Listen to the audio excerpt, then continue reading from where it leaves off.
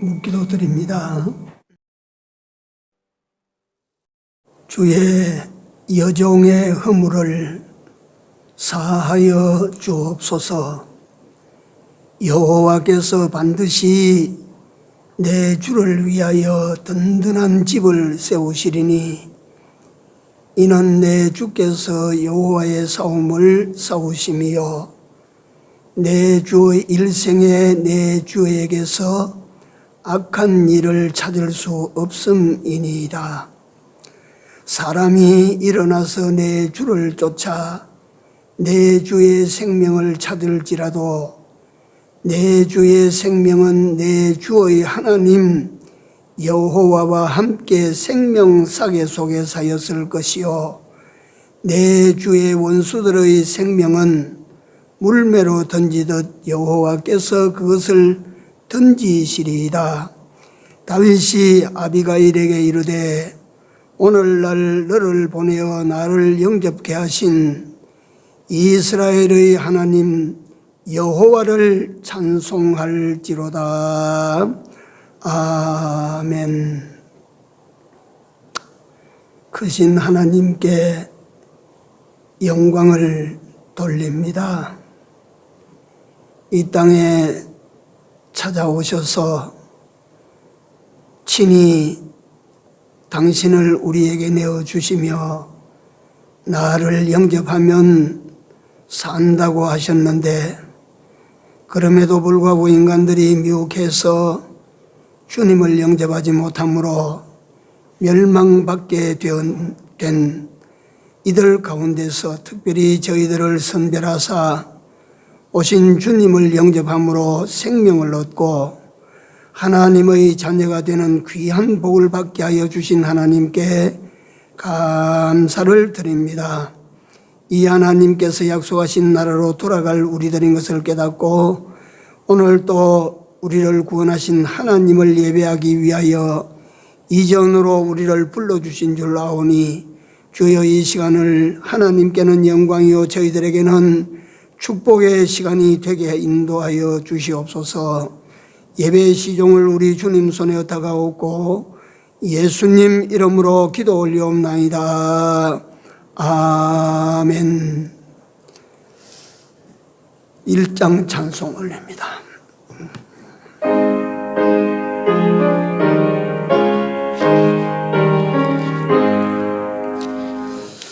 만복의 근원 하나님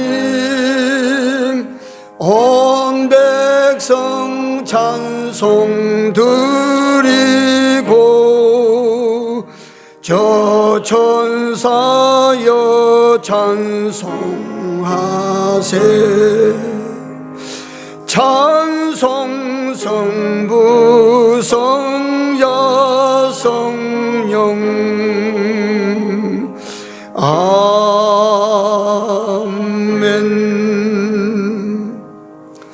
190장 올립니다. 190장입니다.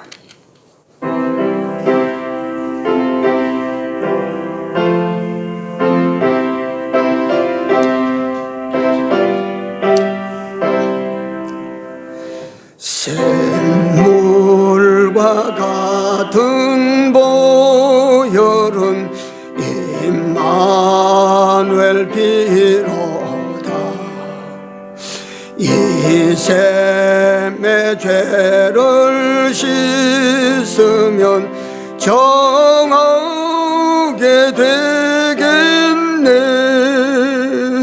정하게 되겠네. 정하게 되겠네. 이 샘의 죄를 씻으면 정하게 되겠네. 이후에 천국 올라가 더 좋은 노래로 날 구속하신 은혜를 늘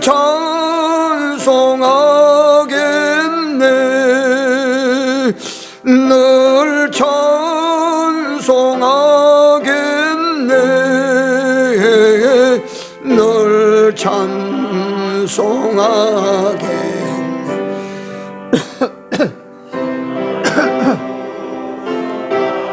지는 해를 늘 찬송하겠네.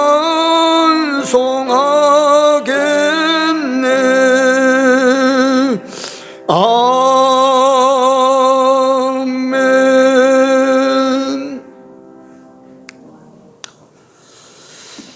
하나님 말씀입니다. 요한복음 19장입니다. 요한복음 19장 25절 27절까지 봅니다. 자, 찾으셨으면 소리를 내어서 같이 합독하시겠습니다. 예수의 십자가 곁에는 그 모친과 이모와 글로바의 아내 마리아와 막달라 마리아가 섰는지라. 예수께서 그 모친과 사랑하시는 제자 곁에 섰는 것을 보시고 그 모친께 말씀하시되 여자여 보소서 아들이니이다 하시고 또 그 제자에게 이르시되 보라 네 어머니라 하신대 그때부터 그 제자가 자기 집에 모시니라. 아멘.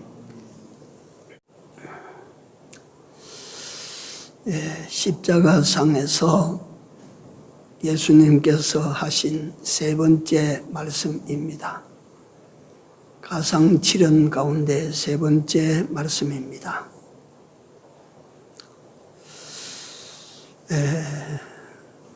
오늘도 우리는 시간적으로 2000년 전이지만은 골고다 언덕 십자가에 달리신 예수 그리스도를 바라봅니다. 그리고 그 위에 못이 박혀서 죽으시는 그 예수 그리스도의 그 입에서 저들의 죄를 사하여 주십시오.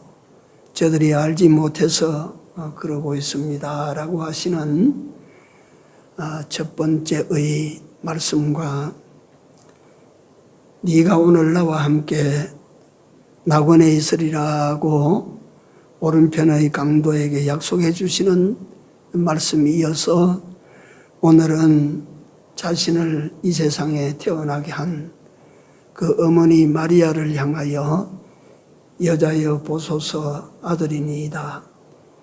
보라 네 어머니라 이렇게 당부하시고 조금 뒤에는 돌아가십니다. 그래서 예수님께서 세상에 남기신 마지막 유지, 이것이 요한에게 그 어머니 부탁이었습니다. 그래서 우리는 먼저 여기에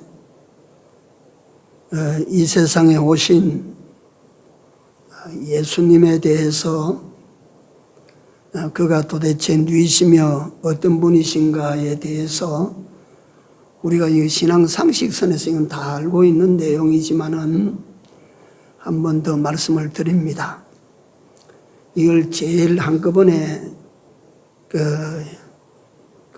명료하게 그 예수님에 대해서 그 신분에 대해서 설명하신 곳이 요한복음 1장입니다. 거기 보시면 예수님에 대해서 예수님을 소개하고 있는데요. 태초부터 계셨던 하나님이시다. 예수님은 태초에 하나님과 함께 계셨으며 하신 그 하나님이십니다.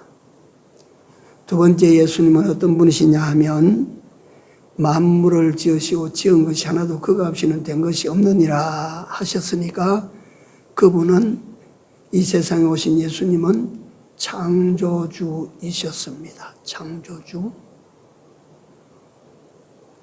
예수님을 하나의 성자로 보는 사람들이 참 우리가 볼 때는 그 다 유식한 사람들이 그런 말을 하는데 우리가 들을 때는 참 한심스럽고 딱합니다.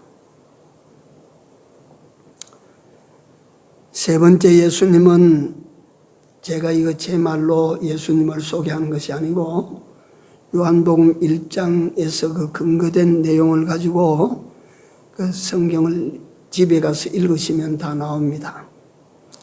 세 번째, 예수님은 어떤 분이시냐면 모든 생명의 원천이 되신다고 하셨습니다. 예수님은 어떤 분이냐면 생명의 원천입니다. 내 생명이 내가 살아 있는 것 같지만 우리가 이 천장에 저 불을 보듯이 저기 막 지금 살아있는 것 같지만 이 불이 오는 원료를 찾아가면 지선을 따라가지고 고압선을 따라가지고 쭉 가면 발전소에 가지 않습니까? 발전소가 이 불의 진원지입니다. 근원입니다. 이 빛을 내는 등의 근원이 발전소에 있어요. 제가 이걸 자꾸 말씀드리는 것은 내가 사는데 내가 살았는데 여러분들 생명 가지고 내가 산다고 건방스러워지면 안 됩니다. 우리 생명의 원천이 저 위에 진원지가 저 위에 따로 있어요. 거기서 딱 차단하면 여지없이 우리는 다 불 꺼진 등과 같이 됩니다.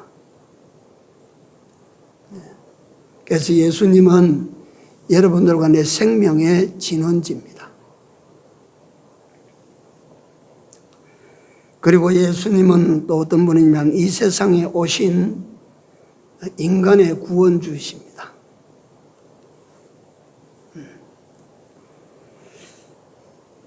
그래서 누구든지 그 이름을 믿기만 하면 어떻게 된다고 하셨습니까? 그 이름을 믿기만 하면 어떻게 돼요? 하나님의 자녀가 되는 권세를 주셨다 그러지 않았습니까? 예수님은 이 세상에 단순히 구원주로 오신 것이 아니고 건져 살려서 하나님의 아들로 입적시키는 그런 이름이세요. 그러니까 우리가 이거는 그저 이론적이고 논리적으로 이렇게 말씀을 드리지만은 이것이 우리 앞에 실상이 되어 나타날 때는 우리가 그때는 정말 어떤 모습으로 우리가 그 상황을 받아들여야 될지 한번 생각해 보십시오. 어마어마한 일이 아닙니까?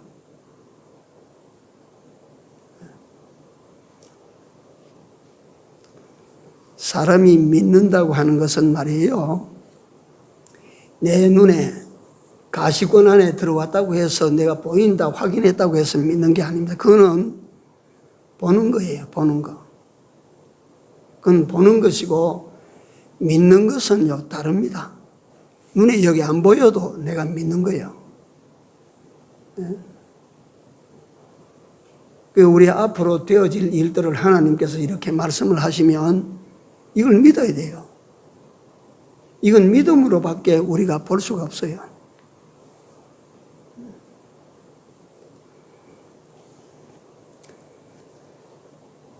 그리고 그 예수님은 은혜와 진리가 충만하신 하나님의 독생자로 소개가 되고 있습니다. 예수님에 대해서 이거는 다 아시는 우리 신앙 상식선에서 다 알고 있는 그 범주기 때문에 설명을 제가 더 드리지 않겠습니다. 그 다음에 이 예수님의 출생에 대한 이야기가 나옵니다. 마태복음 1장 18절에 보면 그 모친 마리아가 요셉과 정혼하고 동거하기 전에 잉태되었더니 그 잉태되었다. 이 세상에 예수님이 오시는데 마리아의 몸을 통하여 잉태되어 가지고 세상에 오시는데 그 세세한 장면을 마태복음에는 그 모친 마리아가 요셉과 정혼하고 동거하기 전에 잉태된 것이 드러났다. 그런데 누가복음 요 사실 누가복음 1장 26절에서 38절에 가면 이렇습니다. 처녀 마리아에게 천사가 나타나서 하나님께 은혜를 받은 자여 평안할지어다. 하나님이 너와 함께 계시도다. 마리아여 무서워 말라. 네가 하나님께 은혜를 입었느니라. 네가 수태하여 아들을 낳으리니 이름을 예수라 하라. 이러니까 정혼한 남편이 있는데 지금 아이를 배라 이 말이요. 그러니까 마리아가 내가 사내를 알지 못하는데 어떻게 내가 아이를 뵐 수가 있습니까? 이러니까 성령이 네게 임하시고, 천사가 성령이 네게 임하시고 지극히 높으신 이의 능력이 너를 덮으시리니 이러므로 나실 분 거룩한 자는 하나님의 아들이라 일컫느니라. 성령으로 네 뱃속에 아이가 들어가게 된다 이 말이에요. 이러니까 마리아가 거기서 더 따지지 않고 뭐라고 대답합니까? 주의 계집종이오니 말씀대로 이루어지이다 하니까 천사가 떠나갔다. 다시 마태복음 1장 19절에 가면 요셉이 이 사실을 알았다 이 말이야. 그 약혼한 남편 될 사람이 이 사실을 알았다. 그래서 요셉은 거기에 어떻게 표기했느냐면, 요셉은 의로운 사람이라서 자기 아내가 이 정혼해서 동거하기 전에 잉태가 됐으니까 이게 나무의 씨를 가진 그 아내 아닙니까? 그러니까 요셉은 가만히 끊고자 했다. 그러니까 천사가 와서 이제 이 또 사실을 알려줍니다. 요셉아, 네 아내 마리아 데려오기를 두려워하지 말아라. 그가 잉태된 것은 사람의 씨가 아니고 하나님의 성령으로 잉태되었기 때문에 나실 자는 인간의 구주 예수다, 메시아다. 그러니까 요셉이 그 아내를 데려왔다. 이래서 예수님은 이 세상에 오셨다. 예수님께서 세상에 오신 과정을 제가 말씀을 드린 것입니다. 오늘 그러니까 가상칠언 가운데 예수님께서 그 어머니에게 마지막으로 그 남기신 십자가의 7마디 가운데 세 번째 말인데, 여기 오늘 마리아에 대해서 우리가 잠깐 설명을 먼저 좀 드리도록 제가 그렇게 하겠습니다. 마리아는 하나님의 도성 예루살렘 사람이 아닙니다. 마리아의 고향이 어딘지 아십니까? 마리아의 고향이 어디입니까? 예, 갈릴리 나사렛입니다. 예루살렘에서 북방으로 300km가 더 떨어진 저 위에, 예, 나사렛이라고 하는, 그러니까 이스라엘 나라로 말하면 저 한쪽 변두리입니다. 끝입니다. 그게 이름도 없는 무명 시골 처녀입니다.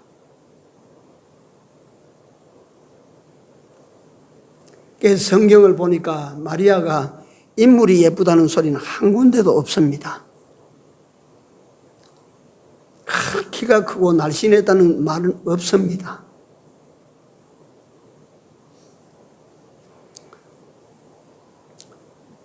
이 마리아는 이름도 없는 시골 처녀인데 이 여인이 장차 세상을 뒤흔드는 사람 중에 한 사람이 됩니다.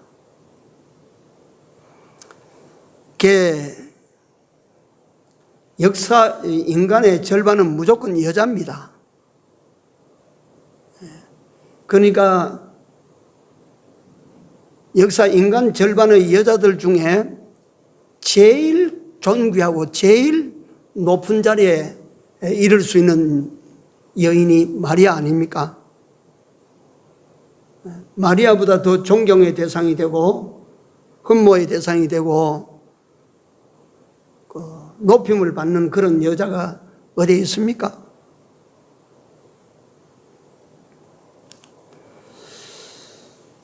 이 이 마리아가 그같이 위대한 여인 중 제일 꼭대기에 앉을 수 있음이 무엇 때문입니까? 이거는 오늘 이 내용을 들으시는 여러분들이 자극을 좀 가지도록 하기 위해서 제가 이거 비유로 말씀을 드리는데,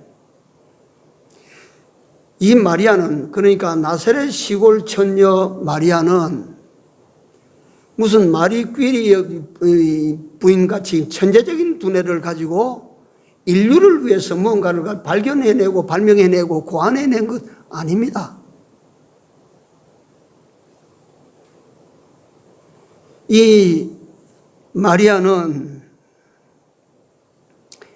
나이팅게일과 같이 사람을 위하여 헌신적으로 수고한 그런 이력을 가진 여자가 아닙니다.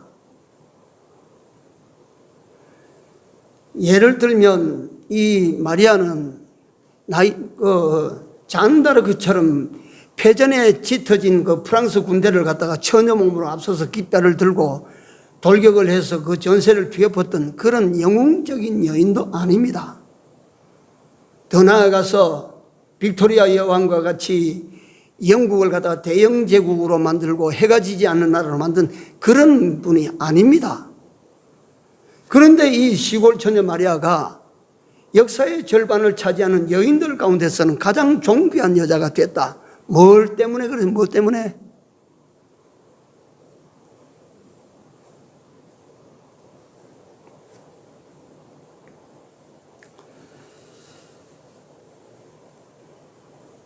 마리아는 끝까지 시골 처녀이었고 아이를 낳고 난 다음에는 여지없이 다른 것이 없는 시골 한 안악으로 살았을 뿐입니다. 그리고 그는 자신의 탯줄로 난 자식들이 먼저 자기 앞에서 죽는 장면을 봅니다. 예수도 자기 탯줄로 낳았는데 자기 눈앞에서 죽어갔죠. 그 다음에 요셉과 더불어 난 자식 야고보가 칼에 목베임을 당해서 죽어갔죠. 이때 예수께서 십자가에 달리실 이때 자기 남편 요셉은 벌써 죽은 지 오래된 사람이에요.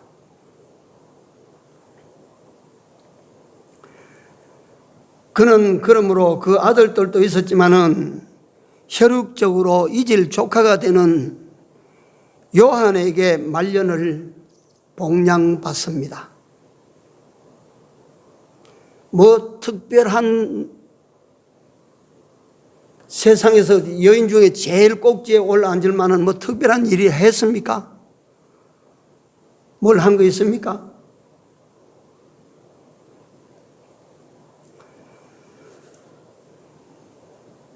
일설에는 마리아가 어디서 죽었느냐, 예루살렘에서 죽었다라고 하는 설이 있고, 또 한쪽 설에는 사도 요한이, 오늘 이 요한이 예수님으로부터 그 마리아를 복양받기를 약속받은 이 요한이 터키 땅 에베소 교회 감독으로 갈 때 어머니를 모시고 갔어요.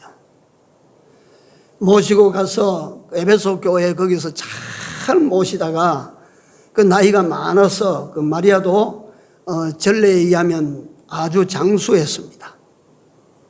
그 에베소에서 죽어서 에베소 교회 옆에다가 안장을 치루었다. 거기서 장례를 치르고 묘를 거기에 섰다 해서 지금도 뭐 저는 그 가보지는 않았습니다. 그저 기록 문서를 보고 제가 말씀드리는 건데 거기 가면 마리아의 그 묘가 있다고 합니다. 에베소 교회에. 그렇게 모셨고 그 모신 요한에 대해서 잠깐 여기는 말씀을 드리면, 참고로 말씀을 드리면 예수님의 제자 중에 12명의 제자 중에 가룟 유다는 예수님을 팔아먹고 자살해서 죽어버리고 나머지 11명 있는데 거기에다가 다른 사람 하나를 더 채워서 12로 채웠는데 그게 후세 사가들에 의해서 그 12 중에 들어가나가 아니고 12 중에 누구를 집어넣느냐면 사도 바울을 예수님의 12 제자 중에 넣습니다. 그러니까 그 다시 12명이 채워진 예수님의 제자 가운데 11분은 전부 순교로 세상을 떠나갑니다. 오직 살아생전 자기 수한을 다 살고 세상을 떠난 분은 사도 요한 한 사람밖에 없습니다. 사도 요한은 전설에 의하면 100수가 넘었어요. 그런데 사도 요한이 그렇게 장수하게 된 것을 한번 생각해 보십시오.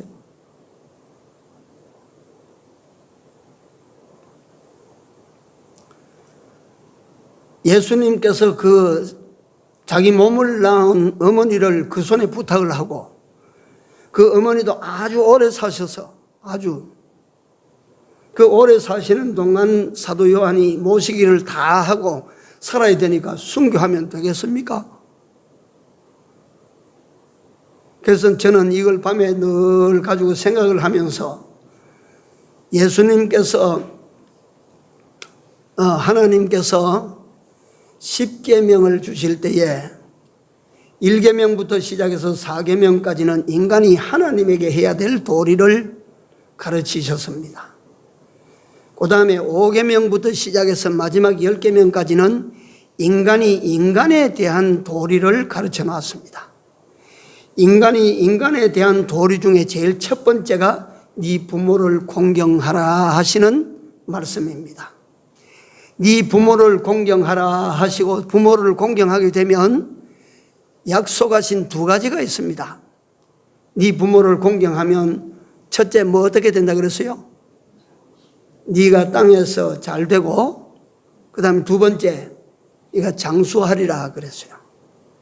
그래서 꼭 그 원리대로 되었다라고 하는 것은 아니고 다른 제자들은 다 순교했는데 사도 요한만은 순교를 하지 아니하고 순교보다 더 처절한 순생의 삶을 살고 그렇게 떠나갔다. 그는 늘도록 예수님의 어머니 마리아를 극진히 공경하고 모셨다.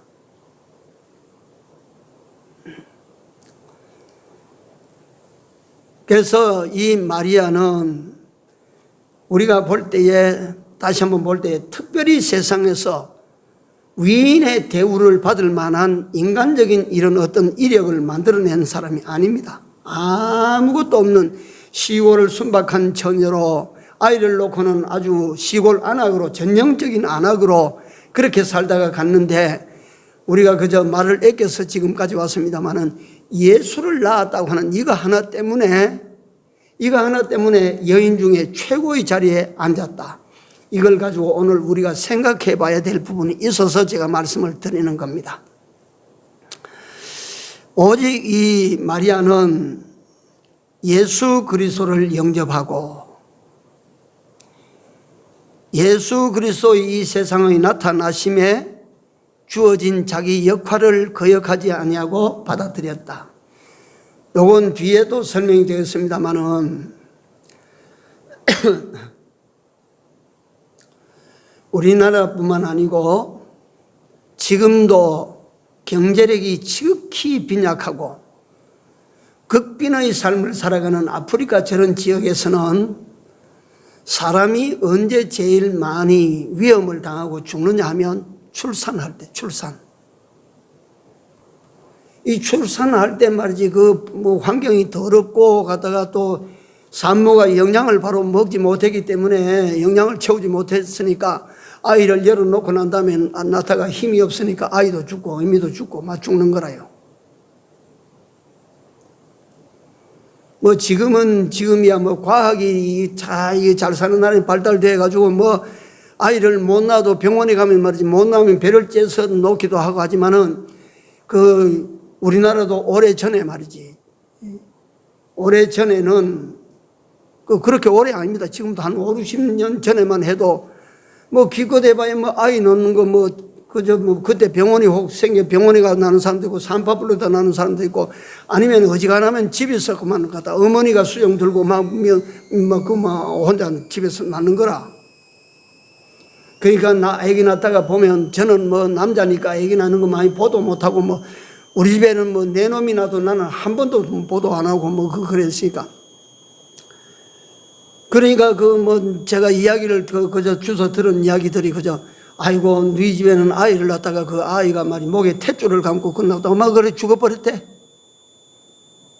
그래서 죽고 아이고 누구 집에는 막 아이를 낳는데 아이가 막 거꾸로 막 나오는데 발이 먼저 나고 그래가지고 막 죽었대. 산모도 죽고 막 아이도 죽었대. 제가 어릴 때 그런 소리를 들은 적이 있어요. 그러니까 산모는 그 당시에 산모는 우리가 알지 않습니까? 산방에 들어가면서 벗어놓은 신발을 갖다 다시 한번 보고 들어간다고 하지 않습니까? 저 신발을 내가 다시 신을 수 있을란가? 그러니까 그 애기 놓는다고는 그 출산 거기에 말이 생명이 걸린 일이라 생명이. 그래서 그 여인들은 같이 출산할 때 생명을 걸어.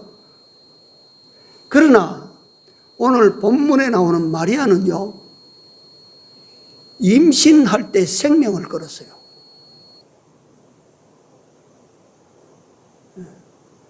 출산할 때 보통 여인들은 생명을 걸지만 마리아는 임신에 들어갈 때 생명을 걸었어. 이 처녀가 예를 들어서 아이를 낳았다 그러면 그거는 간음녀로 취급해서 하나님의 그 율법의 그걸 갖다 어긴 여자이기 때문에 그건 돌 맞아 죽는 거예요. 그건 갖다. 정혼한 남편이 있다고 할지라도 생각해 보십시오. 요셉이 어디 갔다가 정혼해놓고 내한테 시집 올 여자가 동거하기 전에 그 다 배가 불러 들어오면 그거 맞이할 남자가 어디에 있겠어요? 가만히 끊고자 하는 것, 그건 얼마나 점잖은 일입니까? 나 말이 열받아서 저 여자하고 결혼하지 못한다. 저 여자 말이 다른 남자들하고 놀아놨어. 그 아이를 뺐다고. 그러면 사람들이 그걸 끄집어내다가 그 어떻게 처참하게 죽여버려. 그거. 행실이 더러운 여자라고. 그러니까 마리아가 천사가 나와서 말이지 네가 수태고지를 할 때 그걸 갖다가 받아들인다고 하는 것은 목숨을 건 허락입니다. 마리아는 이렇게 예수님을 안에 모시기 위하여 뭘 걸었다고? 목숨을 걸었습니다. 그 하나로 말미암아 마리아는 예수님을 갖다가 영접한 예수님을 안에 모시는 이 하나로 말미암아 마리아는 세계 12억 가톨릭 신자들에게는 성모가 돼요. 엄마요. 세상에 그런 여자 없어요. 너무 갖다가 마리아를 우상시해서 그게 문제가 됩니다. 문제가.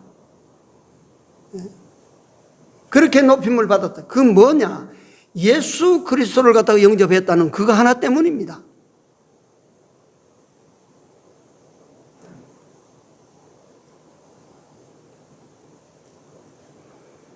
오늘 우리 얘기 좀 합시다. 잠깐.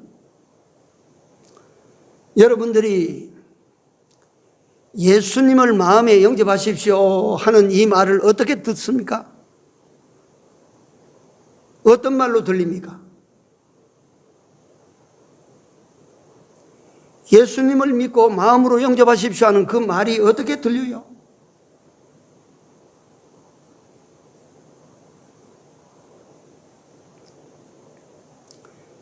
그 말이 어떤 말인지를 좀 이해하시겠습니까?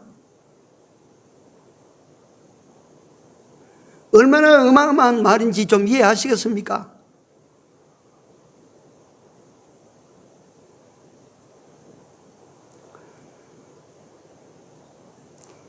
예수 그리스도를 영접하십시오. 만약에 그 누가 그렇게 말을 하든지 강단에서 예수 그리스도를 영접하시오 하는 하나님의 사자를 통한 명령이 떨어지든지 그럴 때는 묻지도 따지지도 마라.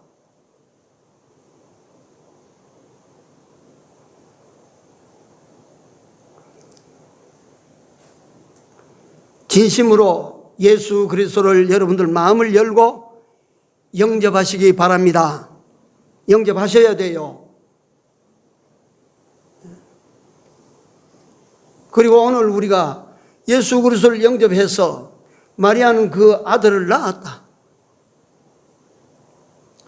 여러분들과 내가 영접하신 예수님을 우리는 낳아야 돼요. 낳아야. 무슨 뜻인지 이해가 가십니까?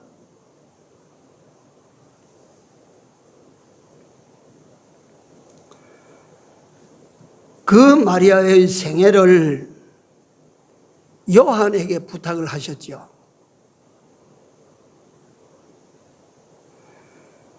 예수님을 영접할 때 우리 주님은 오늘 영접한 여러분들과 나를 요한이라고 하는 사람 정도에게 부탁한 거 아닙니다. 예수님을 영접하라. 그래서 우리가 예수 그리스도를 영접했어요. 우리 안에 영접하신 예수 그리스도를 우리가 세상에서 낳았어요. 사람들에게 보여줬어요. 사람들에게 알려줬어요. 사람들에게 전해줬어요. 이런 우리를 향하여 예수께서는 요한에게 정도로 사람에게 부탁하는 것이 아니고 하늘에 계신 우리 아버지께 우리를 부탁하신 것입니다. 이게 들으시는 여러분들이 어떻게 들으시는지는 나는 거기까지는 내가 권리가 없어요.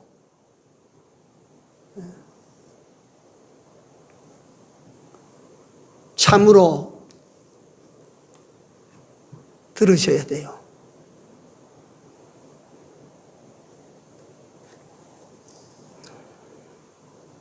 요한에게 오라 네 어머니라. 그래서 요한은 그 마리아를 자기 어머니로 모시고 돌아가실 때까지 극진히 공경하며 섬기며 그렇게 모셨는데,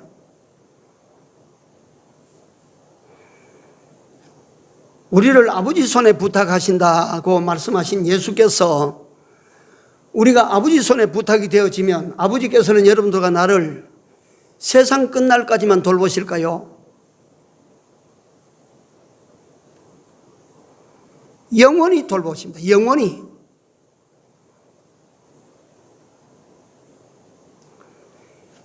세상에서만 존귀한 대접을 받을까요? 정말 예수님을 갖다가 우리가 참 진심으로 영접하고 그 예수님을 우리가 지성으로 섬기고 그렇게 하면 세상에서 존귀한 자 됩니다. 존귀한 대접을 받게 되어 있어요. 네가 무식하나 유식하나 그거 상관없습니다. 존귀한 자 됩니다. 네가 인물이 잘났나 못났나 그것 상관없어요. 존귀한 자 됩니다. 우리 기독교에서는 교회를 달리하고 있지만 천주교에서 마더 테레사 같은 그분이 외모에 흠모할 만한 게 뭐가 있습니까? 존경스러울 만한 게 뭐가 있습니까? 예수 그리스도 때문에 그 마더 테레사 같은 키도 작고 얼굴도 이만치 크고 주름 투성인 그 갖다 늙은 사람이 세상에서 모두가 다 마더 엄마라 이 말. 엄마 테레사.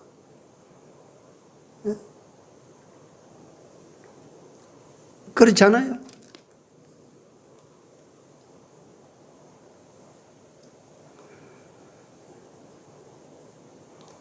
우리가 이 세상에서 존귀한 대접을 받지만은 예수님을 우리가 정말 우리 마음으로 영접해드리고 그 예수 그리스도를 우리가 세상에서 소위 말하면 출산한다.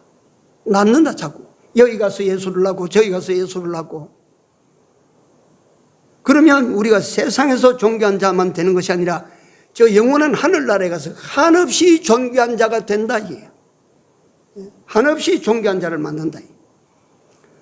그래서 제가 어제 저녁에 이 준비하면서 쉴 겸 해서 이 책을 이래 보니까 그 책에 어떤 목사님이 쓰신 수필인데요. 그게 은퇴하신 목사님이신데 본인 스스로가 크게 하나님 앞에 회개한다고 회개하는 내용을 장문으로 써놨어요. 그 회개하는 것 가운데 첫 번째가 뭐냐면 천국을 말을 하고 영생을 말을 해도 실감을 못 가졌다 이거예요. 도대체 그 실감이 안 된다 이거예요. 본인이 실감이 안 되니까 그걸 듣는 사람들이 어떻게 실감했을까? 그걸 가지고 막 장문의 회개를 했어요. 늙은 후에, 기력이 다 잃은 후에 돌아갈 날이 앞에 말이지, 왔다 갔다 하는 그 시점에서 자기 남은 앞으로 보니까, 하나님의 세계가 열리기 시작합니다.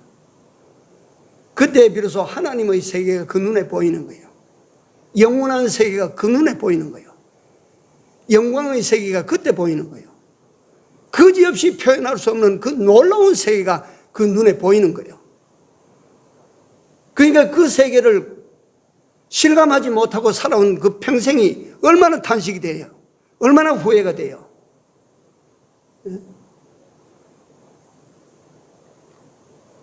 어떻습니까, 여러분들?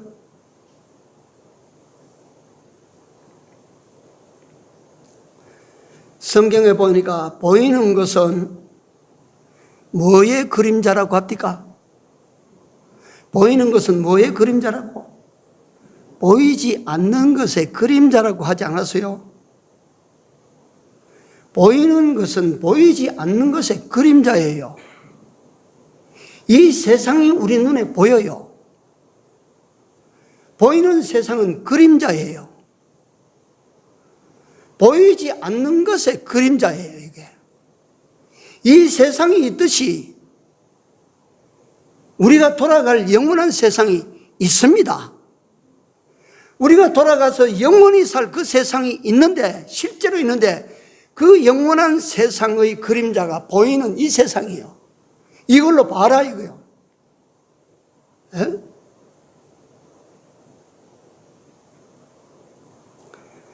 그래서 오늘 마리아에 대해서 제가 잠깐 말씀을 드리는 과정인데, 이걸 요약해서 잠깐만 우리가 여러분들이 붙들어야 될 요지만을 정리해서 말씀을 드립니다.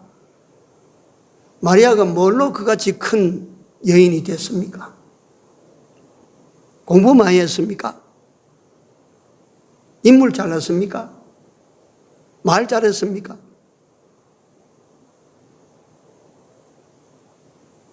뭐 똑똑했어요?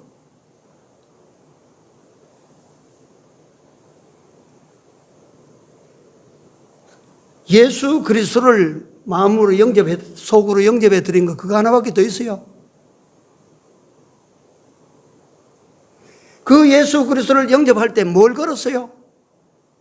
목숨 걸었어요.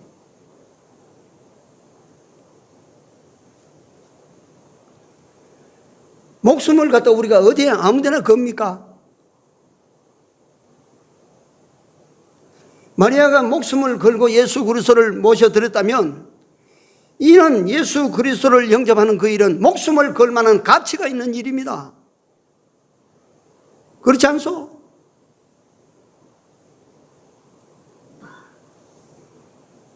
예수 그리스도를 영접하고 그 예수 그리스도를 세상에 오시게 한 그 일의 쓰임을 받았다고 하는 그거 하나 가지고 마리아는 천추만대의 성모 마리아.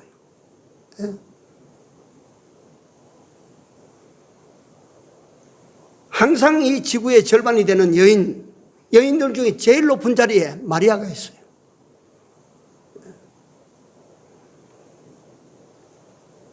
그러나 마리아의 일생을 제가 말씀드린 것처럼 뭐 특별히 한 게 있습니까? 다른 거 아무것도 없습니다. 오직 예수 그리스도를 마음에 영접한 것, 자기 몸으로 영접한 것, 이 한 가지밖에 없습니다. 이 한 가지를 한 마리아에게 예수님께서 십자가 위에 그 많이 하시고 싶은 말씀 가운데 7마디 하셨는데 그 중에 세 번째로 그 장례를 보장을 했어요.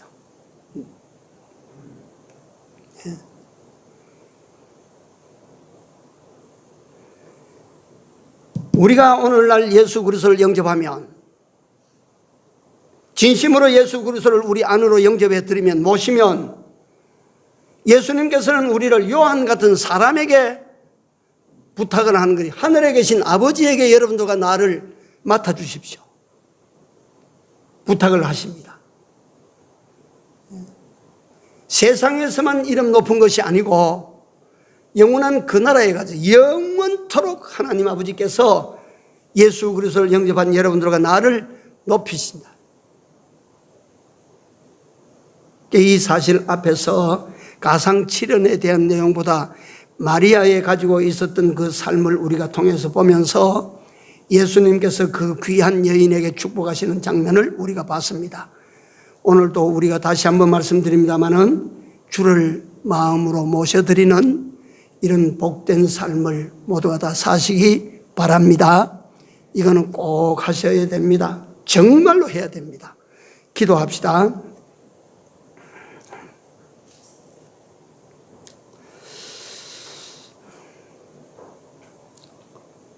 나사렛의 이름도 없고 볼품도 없는 한 시골 여인이 이 세상에서 가장 존귀한 여성이 되었다. 하나님, 그것이 우리가 본 바로도 아무것도 마리아가 한 것이 없는데 오직 이 땅에 오실 메시아를 몸으로 받아들이고 그 메시아를 이 세상에 있게 한 이 일을 위하여 쓰임받은 이거 하나로 여인 중에 가장 복된 자가 되고 여인 중에 가장 존귀한 자가 되고 여인 중에 가장 위대한 여성이 되어졌는데, 이를 가지고 오늘 저희들이 어떻게 살아야 될 것을 생각하는 시간을 주셨나이다. 하나님이 오늘도 저희들이 찾아오시는 예수님을 마음을 열고 진실되게 마음 안으로 영접해 드리는 이런 우리 모두가 되어질 수 있도록 은혜를 더하여 주시옵소서.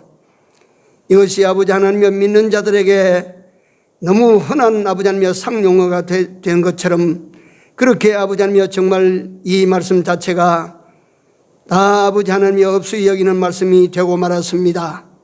사랑하시는 우리 아버지 하나님 여호와여, 이 말이 얼마나 큰 말인지, 주를 모시라고 하는 이 말씀이 얼마나 위대한 우리를 위한 말씀이신지를 깨닫게 하시고, 주님을 진심으로 마음으로 영접하는 중인의 모든 권속들이 다 되어질 수 있도록 주께서 역사해 주시옵소서.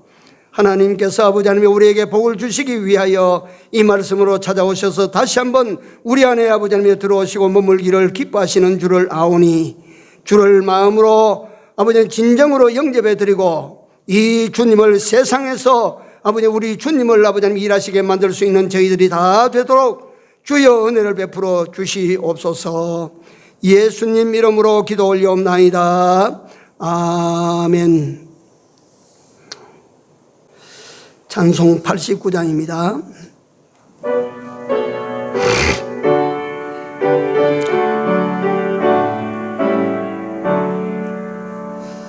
샤론의 꽃 예수 나의 마음에 거룩하고 아름답게 비소서.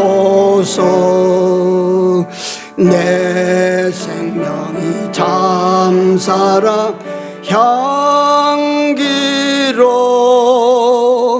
간 데마다 풍겨나게 하소서. 예수